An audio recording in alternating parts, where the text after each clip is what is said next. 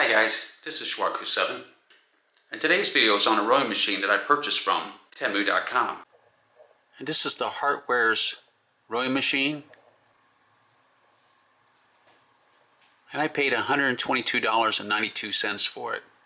It has a 300-pound weight capacity, 16 levels of magnetic resistance, 77 pounds of maximum tension, and less than 20 decibels of noise. And according to the advertisement, 90% muscles are engaged. And this is it right here.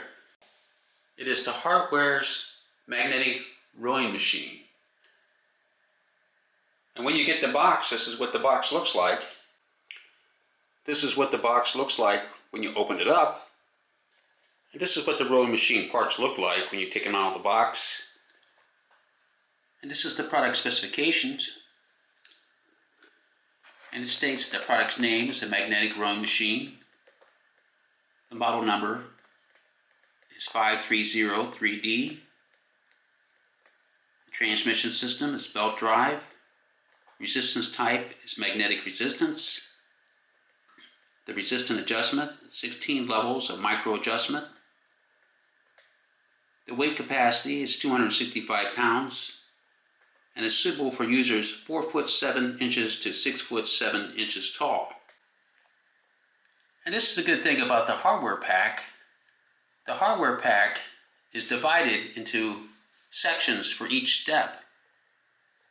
For example, step 1 has its parts. Step 2 has its hardware.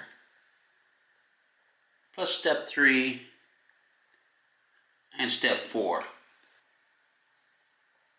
Well, I learned the hard way to be very careful putting this cover in the recess hole behind the watch. Because if you slip it inside that hole, it's going to drop to the bottom. And then you have to turn it upside down to get it out. And that's what I did. I have a Stamina PT 1690 pull-up dip station in my spare bedroom gym. So I just hung it upside down and fished it out of the well. And this is the hole where this is supposed to cover. But if you're trying to force it in, be careful not to drop it inside the well. Step 2 is complete. Step 2 is just taking the rear foot covers, sliding them on to the slide rail, and you just screw it in with a screw here and a screw there. And step 3 is connecting this piece with the rollers to the seat cushion, and you do that with 4 bolts. And then the second part of step 3 is just sliding this onto the glide rail. So step 3 is complete. The seat cushion glides like it's supposed to. And in step 3, you also screw in this stopper. And this blocks the cushion so it can't go past this point. And step 4, you have to connect this electrical wire with this electrical wire. So the instruction says to stand this up and then connect it and then to slide it onto this piece right here. So there's 2 bolts here, there's a bolt on each side. And the hardest part was connecting the 2 wires together. So I recommend you have somebody hold that one piece while you connect the 2 wires.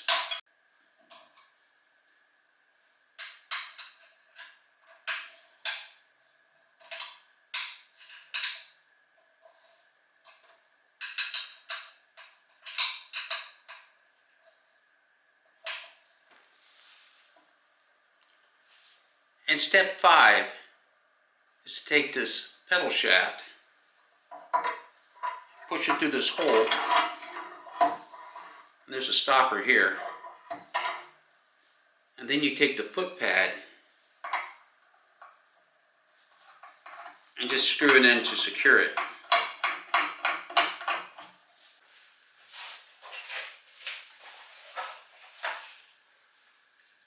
And step 6 is to secure the foot pedals onto the main frame.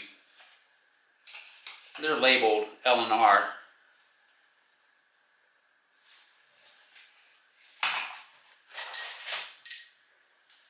And you do that with these 2 bolts. So just take your bolt, slide it through your foot pedal,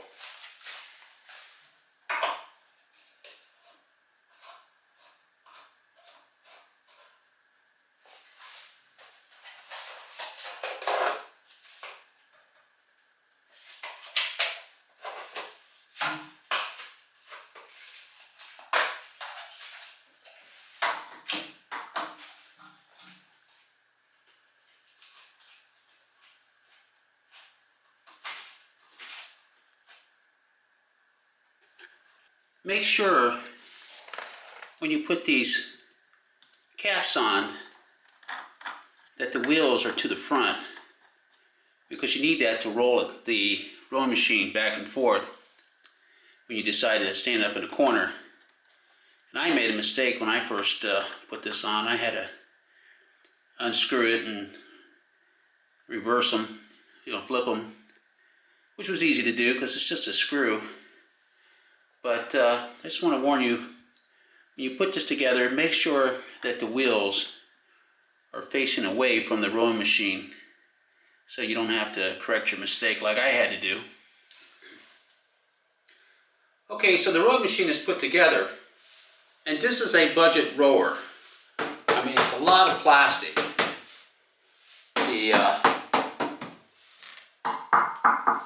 The frame itself is made out of some kind of metal. Might be made out of steel, but it's a light steel. And the knobs are made out of plastic, and there's a lot of plastic to this. Plastic foot pedals, the foot straps. They're functional, but you can tell they're not high quality. But as for the resistance itself, I'm used to doing pull-ups, so this resistance is light for me. But the good thing about this machine is that if you go higher at an angle, you get more resistance. If I go to my face, I get a lot of resistance.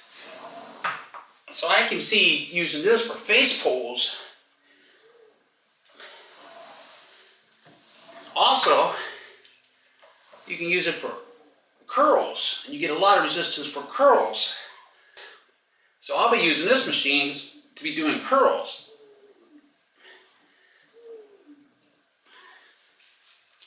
And reverse curls, because you get a lot of resistance.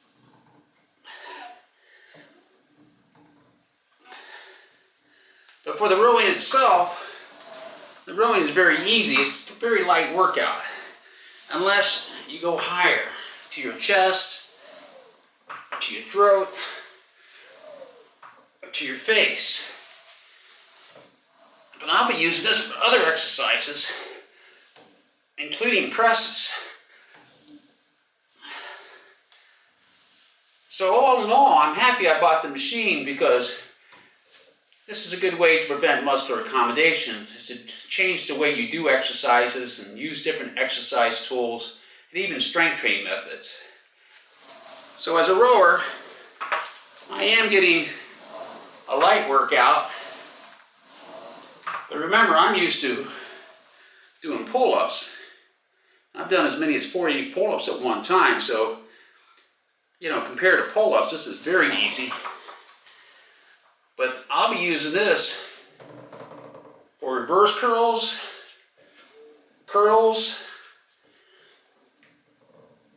and presses. And I'll also use it for some cardio, but I'm going to be changing the angle. So if I go to my midsection, it's pretty easy. If I I go to my chest, it's harder. If I go to my throat, it's very hard. If I go to my face, it is the most difficult. The rowing machine does stand up, so you can put it in a corner. So all in all, I'm happy I bought the machine. It was a cheap machine, but I found a use for it, and it's functional for me. But it's made out of plastic and metal, and it's a budget rower. There's no doubt about that. But if I had to do it again, I would. Okay, that's all for this video. Please like, subscribe, and hit the bell notification so you'll be notified when I upload new YouTube videos. And as always, thanks for watching.